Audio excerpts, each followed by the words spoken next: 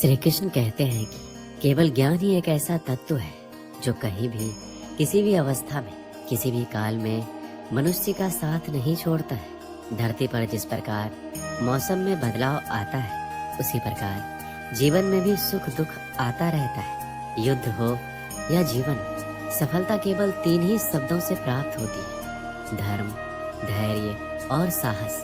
कोई भी मनुष्य जन्म से ही नहीं बल्कि अपने कर्मों से महान बनता है। कुछ पाना है तो खुद पर भरोसा कीजिए, क्योंकि सहारे कितने भी अच्छे और सच्चे क्यों ना हो, साथ छोड़ ही जाते हैं। मित्र गरीब है या अमीर, ये मायने नहीं रखता, बल्कि वो आपके बुरे समय में आपका कितना सहारा देता है, ये मायने रखता है। धर्म चाहे जो भी हो, अच्छा इंसान बनो, हिसाब हमारे कर्म का होगा, धर्म का नहीं। किसी दूसरे के जीवन का साथ पूर्ण रूप से जीने से अच्छा है कि हम अपने समय के भाग्य के अनुसार जिए।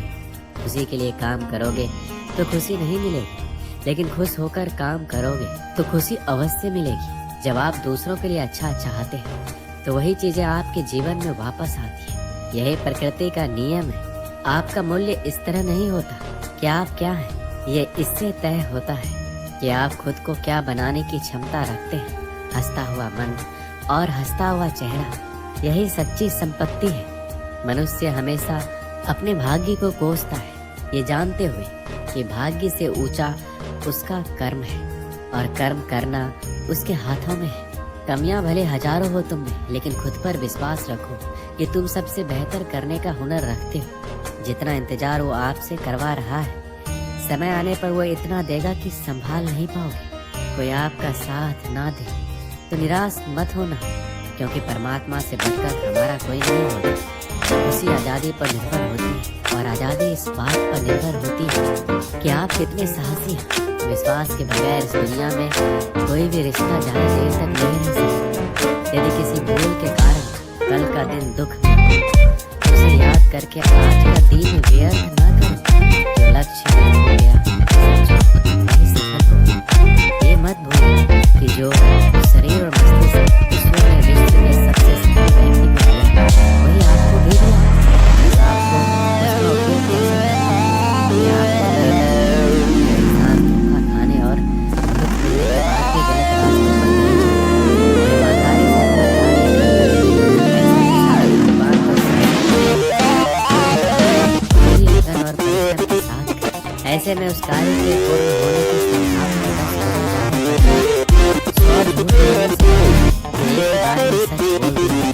ऐसा इसलिए कि आगे चलकर यहाँ के लोगों की समझ आती है आप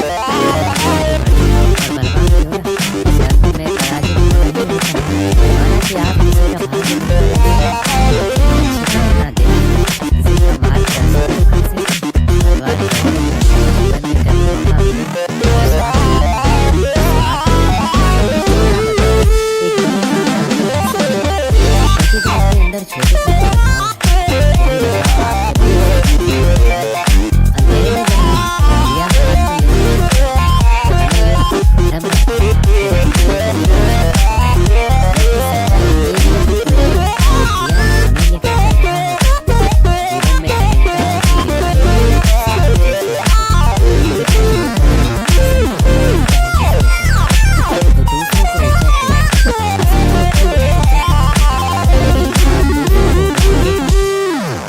पास होता है। तुम्हारी जिंदगी में होने वाली हर चीज के जिम्मेदार तुम हो। इस बात को जितना जल्दी मान लो, जिंदगी उतनी बेहतर हो जाएगी। किसी से ईर्ष्या करके मनुष्य उसका कुछ नहीं बिगाड़ सकता, पर अपनी नींद और सुख चैन अवश्य खो देता है। ये दुनिया बहुत अजीब है। सच कहने पर रिश्ता तोड़ लेती है, किस्मत सिर्फ मेहनत से बदलती है। बैठकर सोचते रहने से नहीं। अनमोल होते हैं वो लोग जो गुस्से में भी बात करने का तमीज नहीं भूलते। जीवन में त्याग के बिना कुछ भी पाना आसान नहीं है। एक सांस लेने के लिए पहली सांस छोड़नी पड़ती है। अपनों पर उतना ही विश्वास रखो जितनी दवाइयों पर रखते हो। बेशक थोड़े कर्मे होंगे, पर आपके लिए फायदे के होंगे। बुरे कर्म करने नहीं पड़ते, ये हो जाते हैं। अच्छे कर्म होते नहीं, करने पड़ते हैं। कोई आपकी सहायता नहीं करे और आपकी निंदा करे तो लाभ आपका ही है। प्रशंसा प्रेरणा देती है और निंदा सुधारने का अवसर। जब बुरे दिन आते हैं तो बुद्धि भी घास चरने चली जाती है।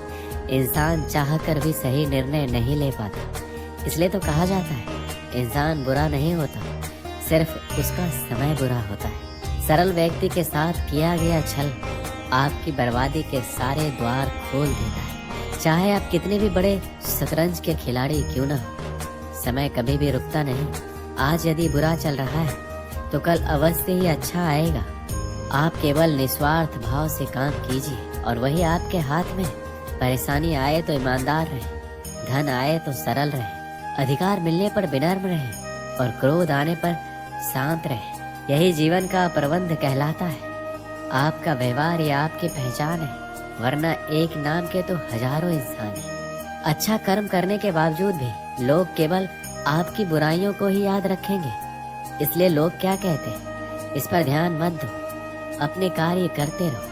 संसार जरूरत के नियम पर चलता है।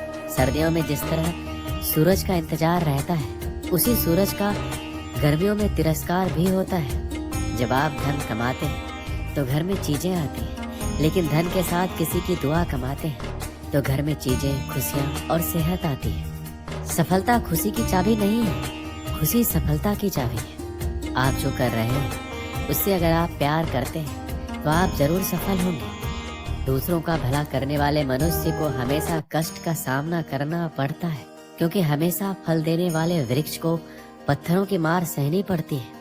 सत्य से कमाया हुआ धन हर प्रकार से सुख देता है, छल कपट से कमाया हुआ धन दुख ही दुख देता है। इंसान सभी को समान अवसर देता है, फिर चाहे राजा हो या रंक। इतिहास साक्षी है जिसमें हमने राजा को रंक होते और रंक को राजा होते देखा है।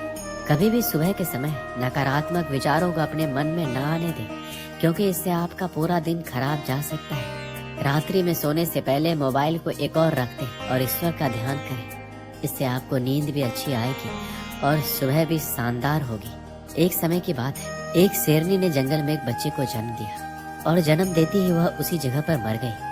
उतने में उधर से कई सारी भेड़ गुजर रही थी। वह शेर का बच्चा, जिसने अभी अभी दुनिया में कदम रखा था, उन भेड़ों के साथ मिलकर चला गया। अब वह शेरनी का बच्चा उन भेड़ों के साथ रहने लगा और उन भेड़ों के साथ रहने की वजह से वह खुद को एक भेड़ समझ रहा था। उसने कभी मांस नहीं खाया और उन भेड़ों के साथ मिलकर घास खाने लगा। उसे कुछ नहीं पता था कि एक शेर कैसे रहता है, और उसे ये तक पता नहीं था कि वह एक शेर है, क्योंकि उसके चारों तरफ भेड़ ही भेड़ थी और वह भेड़ के साथ में ही रहने लगा था। उसने कभी शेर की तरह नहीं दहाड़ा। फिर समय गुजरता गया और शेर का बच्चा एक जवान शेर बन गया।